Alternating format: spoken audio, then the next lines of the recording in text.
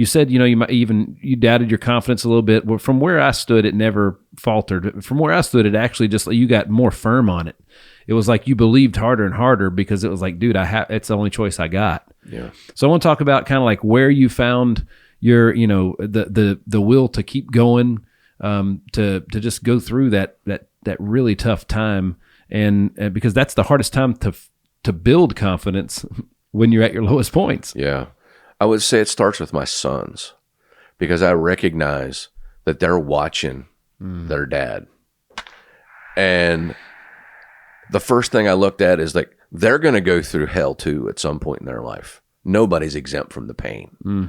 Come on. So how can I show up in a way that not only I'm proud of, but at some point in their life, they might not be proud of it at that age, at 15 and 13, 16 and 14, whatever. But at 35, when they're getting their dose of pain and they know the whole story, they know how to be and how to handle adversity. So that's the first thing I had to do is like, how am I going to show up for my kids when I'm broken and look like I'm as strong as I've ever been? Now, I don't call that fake it till you make it. That was like, all right, man, I'm still upright. I still have a lot of clients that are relying on me to help them with their game. And I got to deliver better than I've ever delivered before, because everybody thinks that I got a chink in my armor right now because I got a bunch of bad stuff going on. So it's just a mindset. Like, I am going to bring it more than ever because I don't have another choice, because it looks like I'm down, but you're never going to feel like I'm down. And that comes from competing in sports. Yep. All my life. I mean, I love basketball probably more than any sport that I've ever played.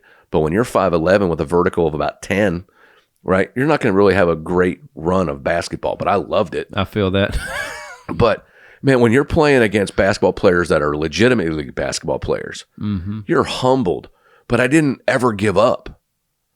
I kept fighting. Baseball teaches it to you. But if there's a sport in the world that will teach you about adversity and pain and frustration and hopelessness over hopefulness, it is golf. And so I have this large arsenal of archived footage of overcoming pain. And when you're an athlete who works really hard to be great at something and it doesn't work out, buddy, that's pain too. Man, I can tell you, when we lost the state championship in baseball when I was 17, that was the first dose of wicked pain that I can remember. I was absolutely shattered because I thought we were by far the best team. But, God doesn't care who's the best team. It's who the best team was that day. That's right. And so I had a lot of training because all I've ever done is compete. And of all the things that I've learned from the coaches that I've had, I didn't know it at the time that I was getting the information, but now I know it for sure now. Life is going to hit you really hard. You got to be able to get up off the mat. You got to be able to get up off the mat. And You're killing it, Virg. And I just like, that's all I know how to do. It's like, if I'm still alive, if I still have a heartbeat, I'm still breathing, get up. You can be wobbly, but get up, because you're not going to be down for long, and just keep going. And I just knew, I have all the things that I really knew. I don't have any negative agenda for anybody. All I want is people to thrive.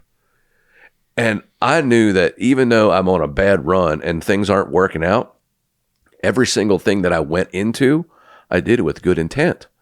So I know intention is not the only thing that matters, but I knew that if I kept showing up with positive intent in hopes of impacting positively on people, that it was going to turn. Didn't know when, but I don't know how to give up. Man, that's so good. I mean, literally, like, I wrote down that, like, you found there was a new gear within you that, like, that's what got it out. That's how you found it. You were forced to find it. That's the catch, man, is, a lot of times it takes a response to realize that you can do something. You know what I mean? It's like it's probably a bad analogy, but, like, Woody Harrelson couldn't dunk and white men can't jump, until he did. That's right. until he did. And it was all that was different was like, it was a bigger moment. And like, so like, it was almost like the adrenaline and the moment became a part of him, and he dunked the basketball. And that's one of the most beautiful things to see is when you see somebody find that new gear. And like, I watched it real time, like happen. And that was just really cool for me. So like, and everybody should get to feel that at least once. Yeah. And I really do believe that, forced change is more impactful than change itself. That's good. Because when I think about forced change, the easiest thing for everybody to feel is COVID. Mm-hmm. COVID forced change on our life. Mm-hmm. And you don't have a choice. If you don't adapt, you're going to get absolutely destroyed. Mm-hmm. And there were so many people that were unfairly destroyed by the pandemic. But I mean, at the end of the day, the people that took that punch to the face and got up and used their entrepreneurial spirit to start all over again in a new way, they wouldn't have been able to be adaptable if they weren't forced into doing it. I think they're happier now than they were prior to. 100%, because you go through that kind of struggle and come out the other side, that builds your confidence, because you cannot actually feel achievement without overcoming struggle. And I try to relate, if you are in the national tic-tac-toe championship and you're up against a 4-year-old and you sweep them 10-0, you don't feel real accomplished. Right. Even though you're now holding the trophy.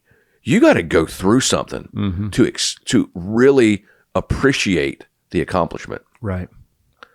And so the forced change is imperative every once in a while in your life, because if you're going to have the choice to change, most people aren't. It's got to be forced on you. Right. And when it's forced on you, you better hope that you have a competitive streak in you, because you got to fight. And you got to fight with level of guts and vigor, because you don't know the outcome, because you're trying to be somebody you've never been. But you got to know, you got to hang on the fundamentals, which ultimately led to my process, Get a Pair. And then I turned it into something I talk about all the time, is that what's the fruit that you will reap if you follow the championship process? You will get a pair. But if you don't get a pair soon, there'll be no fruit to reap at all. And that is the real truth, is that if you're not following a process to make yourself better every day, at the end of the day, there'll be no fruit for you to reap, because you're not cultivating anything. You're not watering your side of the fence, right? You're not watering your territory. You're letting it starve. And that, to me, that became my lifeblood. And now Get a Pair has turned into something that, it's attached to me. Do you have pear-shaped head covers yet? I really should. That's a great idea. But I really should try to figure out new ways to market that, because it's gotten to be, we're actually watching it occur in the newest version of our political arena. And there's a level like that. What is happening in government is beginning to show up in our public eye. Yeah. There's a lot more confidence and a lot more like rolling the sleeves up and getting down to business than we've seen in the past. I agree. And I'm getting excited about the direction that not only our country's going, but that seems to be the world's going. Morale is, it feels fierce. It feels good, I can picture you like you need a plastic pair that maybe is, gold colored or something. And it just says congratulations, you got a pair, or something. And then you just pitch it to him. Like I was walking down the hall and Virgil just pitches me a pair and I'm like, that's right. That's right.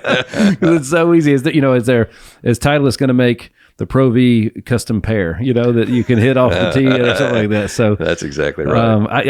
I love it. And that just goes to show you, like, even though all that's done for you, the best of it's still yet to come. Yeah. You know what I mean? It's such a cool thing, man.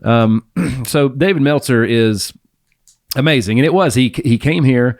We were doing a series of podcasts, and you just happened, like literally you were in the building and you shook his hand, and that was the relationship that he came for. It just took all of us to help him get it. Yeah. And I love watching what you guys are doing. So first of all, talk to me about what was it like being on the Apple TV show? Well, when you find yourself on national television, or worldwide television for that matter, the level of care has to be taken because there's going to be eyeballs that you would have never expected to see you show up, right? So yes, Dave's has no interest in doing anything other than cultivating what I'm trying to do. But I had to take that, just like I did every time I was on the Golf Channel. Every time I was on the Golf Channel, I'm like, this may be the last chance I ever get to do this. Right. And I'm going to make it memorable. So I get mentally psyched up for moments like that because I act as if I will never get this opportunity again. So I am going to absolutely crush it. That's the only mindset that I know how to do. So when you're up there, you're sitting and you got a panel of 4. So the real Brad Lee was there, and one of the world's most famous artists were there, and a doctor and Dave Meltzer. And they're asking me questions about mindset, performance, what it takes to be great. And, basically using my TED Talk and using my golf career and all the things that I've been able to accomplish, helping people achieve their dreams, and spin it into a real world lesson of greatness. All while my panel is full of greatness. So you got 5 people just interacting that are not related to golf, just related to whatever it is that they're doing, and they're great at it. And it really helps my TED Talk explode, because the whole reason why I did it was what it takes to be great. There aren't many ways to be great. You can take out words that say golf and you can put it into business or family or husband, father, what have you, or whatever. Yep. Any sport you want. You just take a couple words out, but the process remains the same. That's right. So everything that I built my TED Talk around was being shown live and in person, because Brad Lee, although he plays golf, he's not known for golf. Yeah. And he's like, dude, you're exactly what I believe. Blah, blah. So it really helped validate, not that I needed validation, but it's really cool on a national program to have 4 super successful people say, that's exactly right. Yep. And, when you get a chance to be in that situation, you got a huge audience, not only in, but out. Like, people looking in the glass, like from the outside at the Wynn in cool. Vegas. It's like, wow. And you walk out and literally you can't even get to the bathroom for an hour, because no matter how bad you had to go, you got 100 people that can't wait to talk to you. And that's what makes it really cool, is that when you have an opportunity, you seize it, and then you get a chance to see that if you really are prepared, you can impact people's lives. And at the end of the day, I'm a coach, and there's nothing that matters to me more than impacting somebody's life.